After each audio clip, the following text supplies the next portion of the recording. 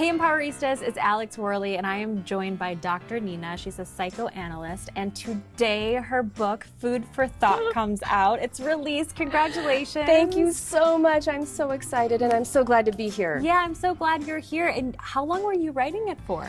Well, it was a process that took about 3 years. Wow. So it's hard to believe that it's actually happening. That's amazing. But I'm very excited. Well, I'm so excited to talk to you about it. Tell me what the main message is. Well, people always ask me, as a psychoanalyst who specializes in food, weight, and body image issues and eating disorders, they say, what's it like to treat eating disorders? It must be hard to treat eating disorders. And I tell them, I don't treat eating disorders. I treat people, and people develop eating disorders for all different reasons based on their own unique history and temperament and situation. And so I really wanted to honor their stories and bring the humanity of eating. Eating disorders are a symptom of a problem, a solution to the problem. They're not the real problem. And by telling their stories and telling why each of these people, men and women, came to develop these symptoms, it brings so much humanity and touches people, I hope. And I hope people will not look at these as diseases, faceless diseases, but think about the people who struggle and who are so courageous to overcome this toxic relationship to themselves and food. And so the problem can be rooted in something different for each individual, but one common theme that you've said is something's eating at these people. Tell me what your catchy phrase is. It's not what you're eating that is the problem, it's what's eating at you. Oh, I love that. So what are some of those things that can commonly eat at people? Well, we have a problem in our culture when it comes to feelings, right? Like if you're angry, oh, you're angry, go to anger management class. Or if you're depressed, you're depressed, take a pill. If you're anxious, there's a pill for that. Even if you're happy, even that. Oh, you might be too happy, a little hypomanic maybe, a little bipolar. So people cannot win when it comes to expressing and feeling their feelings. And when our culture says don't feel anything, what do people do with their feelings? Well, they turn to some other way to cope.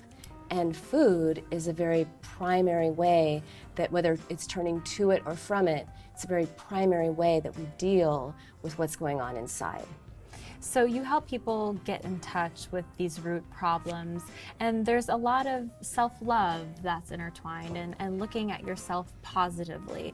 Where do we begin to just starting to talk to ourselves more positively?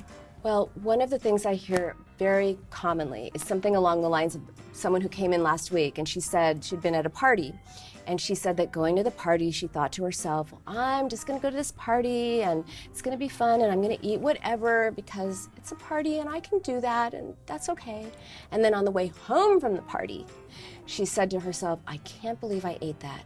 And she told me that she spoke to herself like this. And I told myself, you shouldn't have eaten that. You have no willpower. You're never going to lose weight. You suck. Wow. So notice the shift from I to you. When you talk to yourself in second person, it's often harsh. And catching that second person voice and changing it to I said to her, well, I want you to say that again from an I place. Say I suck. And she couldn't do it because it was easier to say it from sort of a distance. So really looking at the way you speak to yourself, the tone you use, the words you use. I like to say, if you wouldn't say it to a friend or someone you love, don't say it to yourself. Because really, ideally, you should say something like, I ate that stuff at the party and it's not the end of the world and it's not about willpower and I'm proud of myself for having a good time and socializing with people. Good for me. There's so much more to me that meets the eye than what's on the scale. And our relationship with ourself is so important for many reasons, one of them being that every relationship outside of us is a reflection of our own relationship to ourselves. Tell me what you mean by that. Well, if you are self-critical and you're harsh on yourself with that you voice, then meeting someone who is critical to you feels like someone who knows you really well, rather than someone who's being critical or judgmental or wrong. And that's why people tolerate really problematic relationships, because they're in a toxic relationship to themselves, and so therefore it's very familiar to be in a toxic relationship with other people. But conversely, when you're nice to yourself and you're kind to yourself and you're good to yourself, then that's all you're going to expect from other people. And if they do not respect you, they are gone. That's all you'll tolerate. That is because you know you deserve the best. Exactly. I don't think there's a woman out there that has not dealt with body image issues on some level. And you were telling me off camera that this has become way more of an issue where women are obsessing over their looks in this past century, correct? Yes, I was talking about The Body Project, which is a really interesting book that looks at the diaries of young girls and young women over the last 150 years. And 150 years ago, they were writing about wanting to be good people and moral people and seen as, upstanding citizens that people would respect. And as we got farther and farther into the 20th century, they started writing about what they weighed and how they looked and their appearance. And it's so shameful that, to me, that the focus of girls and women has shifted from what's going on the inside to what's going on the outside only. And there's an obvious correlation with the media and the messages we're sent every single day that we are our look and our image and the number on this scale. Why is that so harmful? Well, I had a patient once who told me that she was the queen of self-care.